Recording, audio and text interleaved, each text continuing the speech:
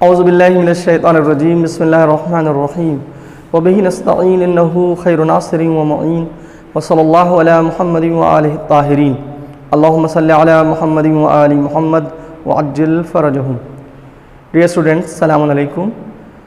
اس سے پہلے آپ کی خدمت میں ہم نے عرض کیا کہ دین کیوں ضروری ہے، اور اس ٹاپک پر 3 ویڈیوز آپ کی خدمت میں بنا کر پیش کیے گئے۔ اب اس کے بعد ایک پوائنٹ جو ہم نے آپ سے عرض کیا تھا، یہ اس درس کا کمپلیمنٹری پوائنٹ ہے۔ یہ جو پوائنٹ ہے یہ ایک طرح سے سپلیمنٹری اینڈ کمپلیمنٹری ہے کہ جو دین کیوں ضروری ہے اس ٹاپک کو اور زیادہ کمپلیٹ کرتا ہے۔ ورنہ جو 3 ویڈیوز آپ کی خدمت میں ہم نے پیش کیے کہ دین کیوں ضروری ہے، اس میں یہ بات واضح کر دی گئی ہے کہ ہماری ضرورتیں کتنی طرح کی ہیں، دین ہماری کس طرح کی ضرورت کو پورا کرتا ہے، اور اگر ہمیں اپنی زندگی جینے کے لیے ایک راستہ، ایک طریقہ چاہیے ہو تو اس کے لیے کیا آپشنس ہمارے پاس ہیں، اور ان میں سب سے اچھا آپشن کیا ہے، ہمیں کس کے بنائے ہوئے راستے کے مطابق زندگی بسر کرنا چاہیے۔ اور اس میں یہ عرض کیا گیا کہ جو اللہ کا بنایا ہوا راستہ ہے، جو اس نے ہمارے لیے بنایا ہے، وہ سب سے اچھا راستہ ہے اور ہمیں اس کو فالو کرنا چاہیے۔ اور پھر اسی کے بعد یہ عرض کیا تھا آپ کی خدمت میں کہ دین کیا ہے، دین کی ڈیفینیشن کیا ہے۔ تو میں نے وہ بھی آپ کی خدمت میں بیان کی تھی کہ دین کی ڈیفینیشن کیا ہے۔ دین کی تعریف ہم نے عرض کی تھی کہ دین خدا کا بنایا ہوا وہ راستہ ہے جس پر عمل کر کے ہم دنیا اور آخرت کی کامیابی، یا دوسرے لفظوں میں اس کو سعادت بھی کہتے ہیں، دوسرے لفظوں میں کہ ہم دنیا اور آخرت کی کامیابی حاصل کر سکتے ہیں۔ دین کی یہ بہت شارٹ ڈیفینیشن میں نے آپ کی خدمت میں بیان کی تھی۔ ایک پوائنٹ جو سب سے پہلے لیکچر میں اگر آپ کو یاد ہو تو ہم نے عرض کیا تھا، جب ہم نے دین کیوں ضروری ہے اس درس کا اسٹرکچر آپ کی خدمت میں بیان کیا تھا، اس وقت اس موقع پر ایک پوائنٹ ہم نے لکھا تھا کہ دین ہمیں کیا دیتا ہے۔ آج ہم اسی پوائنٹ پر تھوڑا سا آپ سے گفتگو کریں گے اور بات کریں گے، دین ہمیں کیا دیتا ہے۔ آج کا پوائنٹ ہے کہ دین ہمیں کیا دیتا ہے۔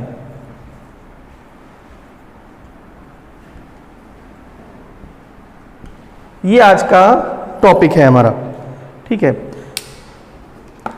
دیکھیں، اس بات کو سمجھنے کے لیے کہ دین ہمیں کیا دیتا ہے، ہم ایک مثال کا سہارا لیں گے اور ایک ایگزامپل کے ذریعے سے ہم سمجھیں گے کہ دین ہمیں کیا دیتا ہے۔ وہ ایگزامپل کس چیز کا ہے؟ وہ ایگزامپل ایک آٹو موبائل کا ہے، ایک کار کا ہے، ایک گاڑی کا ہے۔ مثلا سپوز کر لیجئے ایک آٹو موبائل گاڑی، کوئی کار بنانا ہے کسی کو، تو اس کے لیے کیا اسٹیپس ہوں گے۔ اس مثال کے اوپر بہت دھیان دیجیے گا، کیونکہ مثال کے ذریعے سے ہی ہم آپ کے لیے کلیئر کریں گے کہ دین ہمیں کیا دیتا ہے۔ یہ مثال کے ذریعے سے آپ کے لیے ہم اور زیادہ کلیئر کریں گے۔ اگر کسی کو ایک گاڑی بنانا ہو، ایک آٹو موبائل بنانا ہو، خریدنا نہیں، میں نے خریدنے کی بات نہیں کی ہے، میں نے بنانے کی بات کی ہے، ٹھیک ہے۔ تو بنانے کے لیے کیا اسٹیپس طے کرنا ہوتے ہیں، کون کون سے اسٹیپ طے کرنا ہوں گے؟ دیکھیے، یعنی اگر بالکل شروع سے دھیان دیجیے گا، یعنی کسی کو ایک آٹو موبائل بنانا ہے تو کیا کرنا ہوگا؟ اس کے لیے سب سے پہلے جو لوہے کی کان ہوتی ہے، جس کو کھان کہتے ہیں نا، لوہے کی کان کو ڈسکور کرنا پڑے گا۔ چونکہ ہم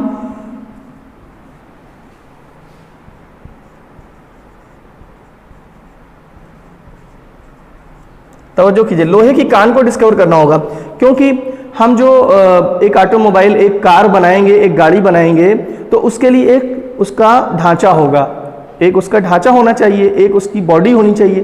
تو باڈی کیسے تیار ہوگی؟ یا اس کے پارٹس ہونے چاہیے۔ اب اس کے جو بھی ایسنشیل پارٹس ہوں گے وہ بھی، اس میں بھی لوہے کی ضرورت پڑے گی۔ تو سب سے پہلی چیز ہمیں کیا چاہیے؟ ایک لوہے کی کان ہونا چاہیے، ٹھیک ہے، ایک لوہے کی جس کو کہتے ہیں مائن، وہ ہونا چاہیے، ٹھیک ہے۔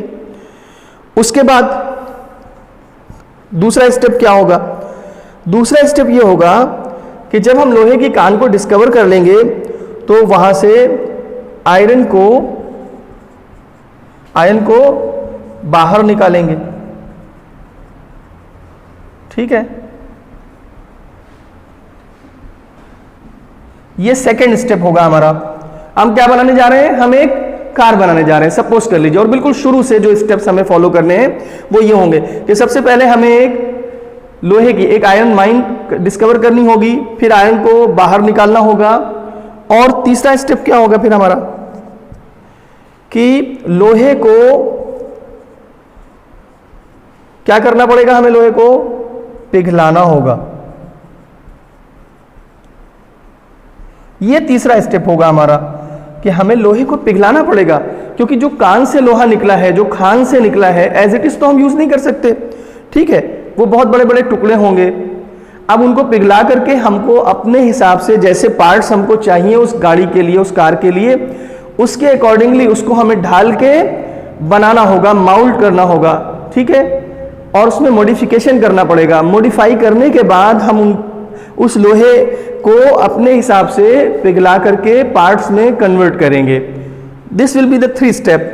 ہاں، دس will be the 3rd step. اچھا، اب اس کے بعد چوتھا اسٹیپ کیا کریں گے کہ ہم پارٹس بنائیں گے. تو پارٹس بنائیں گے چوتھے اسٹیپ میں. ٹھیک ہے، ہم نے کان کو ڈسکور کیا، مائن کو ڈسکور کیا، اس سے آئرن کو نکالا، اس کو پگھلایا، دین ہم نے اس کے پارٹس بنائے. اب کیا کریں گے؟ 5th اسٹیپ جو ہمارا ہوگا، اسٹیپ نمبر 5، اس میں یہ کریں گے کہ پارٹس کو آرگنائز وے میں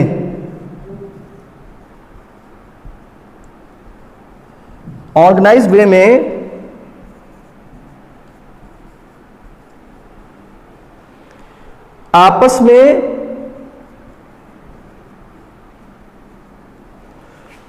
میں جوڑ دیں گے. جب ہم اس کو آرگنائز وے میں آپس میں جوڑ دیں گے تو اب کیا ہوگا؟ اب ہمارے پاس یہ کار تیار ہو جائے گی. سپوز یہ ہے کہ اس کے اندر انجن ریڈی ہو گیا ہے. سپوز کر لیں کہ انجن ریڈی ہو گیا ہے، پارٹ، چونکہ انجن بھی پارٹس سے بنتا ہے، تو اس کے جو بھی اسپیئر پارٹس ہیں ان سے انجن تیار ہو چکا ہے، ڈھانچہ تیار ہو چکا ہے. اب یہ گاڑی جو ہم نے بنائی ہے، this car is ready to be drive. اب اس سے ہم کار کو چلا سکتے ہیں. اب اسے کیا کریں گے؟ ہم ایک ڈرائیور کے ہاتھ میں دیں گے اور اسے کہیں گے اس کو آپ جس ڈیسٹینیشن پہ لے جانا چاہتے ہیں اس ڈیسٹینیشن پہ آپ لے جا سکتے ہیں. تو آپ نے دھیان دیا کہ ایک کار بنانے کے لیے، ایک آٹو موبائل بنانے کے لیے ہم نے کون سے اسٹیپس طے کیے. ٹھیک ہے، یہ ایگزامپل تھا. اس ایگزامپل کے تھرو ہمیں سمجھنا ہے دین ہمیں کیا دیتا ہے، دین ہمیں کیا پرووائڈ کرتا ہے، یہ سمجھنا ہے. اب آپ کو میں بتاتا ہوں کہ کس طرح سے ہم سمجھیں کہ ہمیں دین کیا دیتا ہے اس ایگزامپل کے تھرو. اس کے اسٹیپس کو آپ دھیان رکھیے. سب سے پہلا کام کیا تھا؟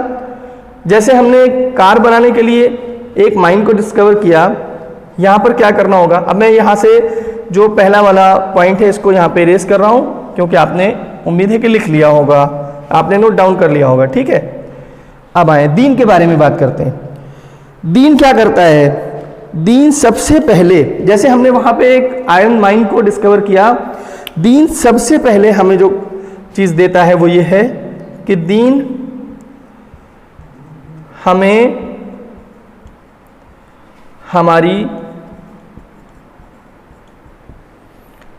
حقیقت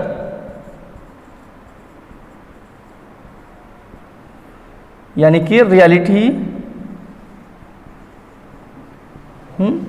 سے آشنا کرتا ہے. آشنا کرنا نہیں، پہچانوانا. آشنا کرتا ہے. دیکھیے سب سے پہلی بات تو یہ ہے نا کہ ہم اپنے کو پہچانیں، خود کو ڈسکور کریں کہ ہم کیا ہیں، واٹ وی آر، ہم ہیں کیا، ہماری حقیقت کیا ہے، واٹ از آور ریالٹی. یہ ہم کو سب سے پہلے پتا کرنا ہے. خود اپنے آپ کو ہمیں ڈسکور کرنا ہے، کیونکہ ہم ابھی اپنے کو نہیں سمجھ پائے کہ ہم کیا ہیں اور ہماری حقیقت کیا ہے. کیا ہماری حقیقت صرف یہی ہمارا جسم ہے، یہ میٹلسٹک، یہ فزیکل باڈی ہے اونلی، یا نہیں؟ ہمارے پاس دو چیزیں ہیں، ایک ہماری یہ باڈی ہے اور اس کے ساتھ ایک ہماری اسپرٹ ہے، ایک سول ہے، ایک روح بھی ہے اس کے ساتھ ہمارے پاس. یہ کون ہمیں بتائے گا اور اس کے لیے کون ہمیں دلیلیں پرووائڈ کرے گا، پروفز دے گا؟ دین دے گا. تو دین ہمیں خود کو ڈسکور کرنے میں ہماری ہیلپ کرتا ہے. پہلی چیز جسٹ لائک دیٹ، وہ جو پہلا پوائنٹ تھا آپ کو یاد ہے کہ سب سے پہلا اسٹیپ یہ ہوگا ایک کار بنانے کے لیے کہ ہمیں ایک آئرن مائن کو ڈسکور کرنا ہوگا. تو ہمیں خود کو ڈسکور کرنا ہوگا سب سے پہلے، اور اپنے ڈسکور کرنے میں ہمیں کون مدد کرتا ہے، ہمیں کون مدد دیتا ہے؟ وہ ہے دین. اچھا دوسرا کام کیا ہے؟ تو یہ پہلا کام ہوا دین کا. دین ہمیں کیا دیتا ہے؟ سب سے پہلے دین ہمیں ہماری حقیقت کو بتانے میں مدد کرتا ہے، ہمیں پہچنواتا ہے، ہمیں سیلف انٹروڈکشن کراتا ہے. دین ہمیں بتاتا ہے تم کیا ہو، تمہاری حقیقت کیا ہے، تمہارا اسٹیٹس کیا ہے، تمہارا مقام اور مرتبہ کیا ہے، یہ دین بتاتا ہے. دوسری چیز انہی اسٹیپس کو ہم آگے بڑھائیں گے. دوسرا اسٹیپ کیا تھا کہ آئرن کو باہر نکالتے ہیں. تو دین کا دوسرا کام کیا ہے؟ دین کا دوسرا کام یہ ہے کہ انسان کو باہر نکالنا. یعنی انسان کو پہلے ڈسکور کراتا ہے اس کی حقیقت، پھر اس کے بعد اس کو باہر نکالتا ہے. کس چیز سے باہر نکالتا ہے؟ میں اب یہ آپ سے سوال کروں گا، آپ بتائیں مجھے کس چیز سے باہر نکالتا ہے دین؟ دین کس چیز سے باہر نکالتا ہے انسان کو؟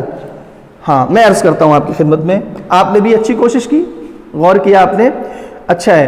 دین ہمیں کس چیز سے باہر نکالتا ہے، انسان کو کس چیز سے باہر نکالتا ہے؟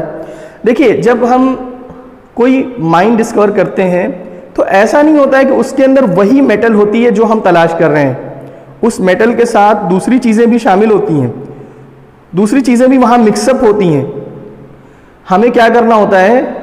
جو ہمیں چاہیے اس میں سے ہم وہ سیلیکٹ کر کے دوسری چیزوں کو ہٹا کے وہ نکالتے ہیں اس میں سے. اگر آپ ایک لوہے کی کھان میں جائیں گے لوہا نکالنے کے لیے تو ایسا نہیں ہے کہ وہاں پر آپ کو بالکل پیور لوہا پڑا ہوا ملے گا، نہیں، اس کے ساتھ مٹی بھی ہوگی، دوسری چیزیں بھی ہو سکتی ہیں.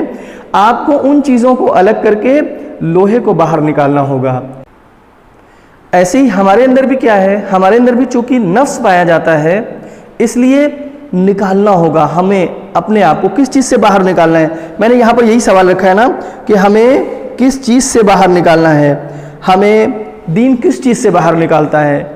ہم چونکہ نفس رکھتے ہیں اس لیے دین ہمیں ظلم سے، جہالت سے، خرافات سے، شرک سے، ان برائیوں سے باہر نکالتا ہے.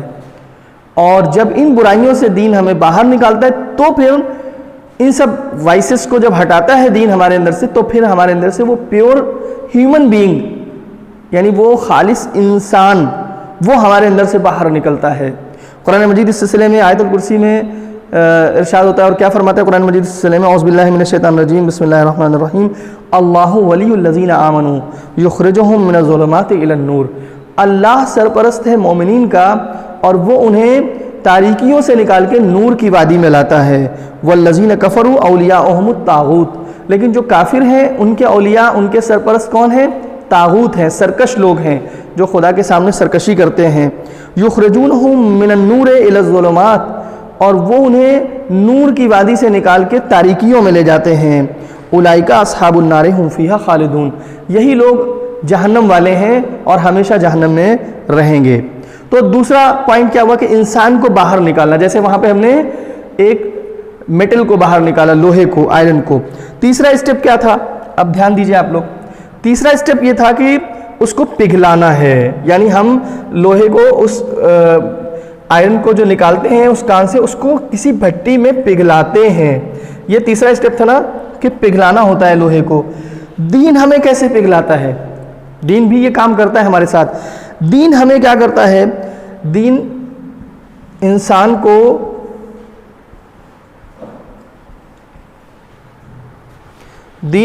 کو حادثوں کی بھٹی میں پگھلاتا ہے. یعنی یہ جو حادثات ہوتے ہیں نا ہماری زندگی میں، ہم یہ سوچتے ہیں یہ حادثات کیوں ہو رہے ہیں، یہ انسیڈنٹس کیوں ہو رہے ہیں، یہ مصیبتیں کیوں آ رہی ہیں، مثلا یہ ظاہری طور پہ پریشانیاں ہماری زندگی میں کیوں آ رہی ہیں، یہ ساری چیزیں اس لیے پروردگار نے رکھی ہیں تاکہ ہمیں ان حادثات کی بھٹی میں پگھلا کے ہمارے اندر سے جو پیور ایسنس ہے وہ باہر نکالے، ہماری جو خالص حقیقت ہے انسانیت، ہمیں اس کے معراج تک پہنچائے، ہمیں اس کے کمالات تک پہنچائے. ٹھیک ہے، بالکل اسی طرح جیسے کہ میں نے عرض کیا نا کہ لوہے کو پگھلایا جاتا ہے، یا آپ نے اگر سونار کو دیکھا ہو تو سونار بھی کیا کرتا ہے، سونے کو پگھلاتا ہے بھٹی میں، اور اس میں سے پھر جو دوسری میٹلز ہوتی ہیں جو مکس ہو جاتی ہیں گولڈ کے ساتھ، ان کو ہٹا کے ان میں سے پیور گولڈ نکالتا ہے. تو یہ جو حادثات ہیں ہماری زندگی میں، یہ جو مشکلات آتی ہیں، انسیڈنٹس آتے ہیں ہماری لائف میں، ہمیں ان کو اسی طرح کنسیڈر کرنا چاہیے کہ پروردگار ان حادثات کی بھٹی میں پگھلا کے ہمیں پیور بنانا چاہتا ہے. تو دین یہ کام کرتا ہے کہ دین انسان کو یہاں پہ لاتا ہے، اور پھر لامحدود سے عشق سکھاتا ہے دین. جب انسان حادثات کی بھٹی میں پگھلتا ہے تو لامحدود سے عشق آتا ہے. میں ایک یہاں پہ چھوٹا سا واقعہ عرض کر دوں آپ کی خدمت میں، بلکہ آپ کو پتہ ہے، میں صرف یاد دہانی کرا دوں. جناب ابراہیم علیہ السلام جو توحید کے علم بردار، توحید کا پرچم لہرانے والے، توحید کے لیے قربانیاں دینے والے، توحید کا پرچار کرنے والے نبی، اولو العزم نبی تھے جناب ابراہیم علیہ السلام. تو ان کے لیے کیا ہوا کہ جب ان کو سزا دی جانے لگی تو اب کیا ہوا، یہاں پر دیکھیں نمرود نے آگ جلوائی ہوئی ہے، اور ایسی آگ کہ جس کے شعلے آسمان کی بلندیوں پہ جا رہے ہیں، اور بہت زیادہ آگ اس نے جلوائی ہے. اس حد تک آگ اس نے جلوائی ہوئی ہے کہ ایسا تاریخ میں ملتا ہے کہ اس کے اوپر سے اگر کوئی پرندہ گزرتا تو اس کے پر جل جاتے، اور ایسی آگ دہک رہی تھی کہ اب کوئی انسان ڈائریکٹ جا کر کے جناب ابراہیم علیہ السلام کو اپنے ہاتھوں سے اس آگ میں نہیں ڈال سکتا تھا، اتنی آگ تھی. یعنی یہ وہ بھٹی، اب دیکھیں بالکل میں سامنے کی اور ظاہری مثال بھی دے رہا ہوں آگ کی. یہ کتنا بڑا حادثہ ہے، کتنا بڑا واقعہ ہے جناب ابراہیم علیہ السلام کی زندگی کا کہ ایسی آگ روشن ہے، کوئی ان کو ڈائریکٹ ہاتھ سے بھی اس آگ میں ڈالنے کی ہمت نہیں کر رہا ہے، کیونکہ جو بھی ڈالنے جائے گا وہ خود جل جائے گا. تو کیا کیا گیا، اس زمانے میں ایک چیز ہوتی تھی منجنیق، اس کو کہتے تھے منجنیق، کہ جس میں پتھر وغیرہ باندھ کے پھینکے جاتے تھے کسی پر حملہ جب کرنا ہوتا تھا. اس طرح کی ایک چیز ہوتی تھی، اس میں رکھ کر کے جناب ابراہیم علیہ السلام کو آگ میں ڈالا جا رہا ہے. دیکھ رہے ہیں آپ، یہ کتنے بڑے حادثے کی بھٹی میں پگھلایا جا رہا ہے. لیکن جناب ابراہیم علیہ السلام چونکہ عاشق پروردگار ہیں، چونکہ خلیل خدا ہیں، اللہ کے دوست ہیں، تو اگر یہاں پر عام کوئی انسان ہوتا تو وہاں پر عقل کا حساب و کتاب لگاتا، تو عقل یہ کہتی کہ اگر آگ میں جائیں گے تو جل جائیں گے. لیکن یہاں پر کیا خوبصورت شعر علامہ اقبال نے کہا کہ بے خطر کود پڑا آتش نمرود میں عشق، بے خطر کود پڑا آتش نمرود میں عشق، عقل ہے محو تماشائے لب بام ابھی. عقل تو ابھی سوچ رہی ہے کہ ہمیں جانا چاہیے کہ نہیں، لیکن یہ عشق ہے جو جناب ابراہیم علیہ السلام کو لے جاتا ہے اس آتش نمرود میں. اور جب آپ اس آتش نمرود میں جاتے ہیں تو پورے اطمینان کے ساتھ جناب ابراہیم علیہ السلام آتے ہیں. آنے کے بعد جناب ابراہیم سے سوال کرتے ہیں کیا کوئی حاجت ہے آپ کو، کوئی ضرورت ہے؟ تو آپ دیکھیں یہ وہ عاشق بندہ پروردگار کا جس کو صرف اپنے پروردگار پر بھروسہ ہے. کیا جواب دیا جناب ابراہیم علیہ السلام نے؟ ہاں مجھے حاجت تو ہے مگر آپ سے نہیں، اور جس سے ہے وہ بہتر جانتا ہے. یعنی اللہ پر پورا بھروسہ. اور پھر اللہ نے اس آگ کو گلستان میں بدل دیا، ایک پھولوں کے چمن میں بدل دیا. تو آپ دیکھیں یہ دین ہے جو اس منزل تک لے آتا ہے کہ جناب ابراہیم علیہ السلام آتش نمرود میں بآسانی چلے جاتے ہیں. اور یہ صرف جناب ابراہیم علیہ السلام نہیں ہے، وہ تو نبی تھے، اولو العزم نبی تھے. آپ نے جناب ہارون مکی کا واقعہ بھی سنا ہے، وقت نہیں ہے کہ میں اس کو دہراؤں. وہ بھی کیوں چلے گئے اس تنور میں؟ یہاں پہ عشق ہے، عشق ہے خدا سے، عشق ہے اللہ کے رسول سے، عشق ہے اہل بیت علیہ السلام سے، عشق ہے امام جعفر صادق علیہ السلام سے. تو دین ہمیں یہ سکھاتا ہے.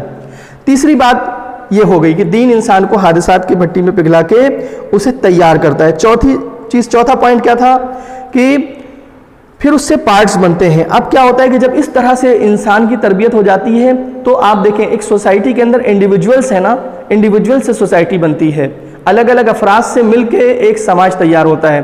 تو اب الگ الگ سماج کو، الگ الگ افراد کو سماج میں دین تیار کرتا ہے. جیسے وہاں پہ ہم نے پارٹس بنائے تھے، تو اسی طرح سے دین بھی الگ الگ افراد کو تیار کرتا ہے، انفرادی تربیت کرتا ہے انڈیویجول لیول پہ.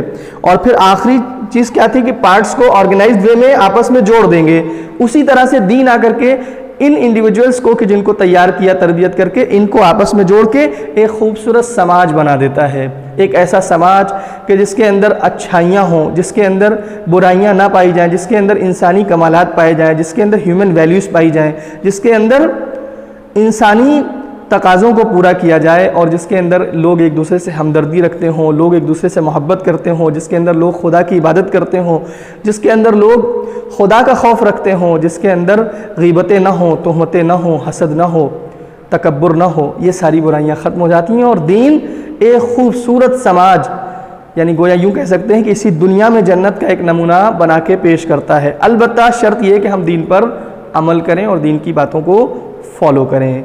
والسلام علیکم ورحمۃ اللہ وبرکاتہ۔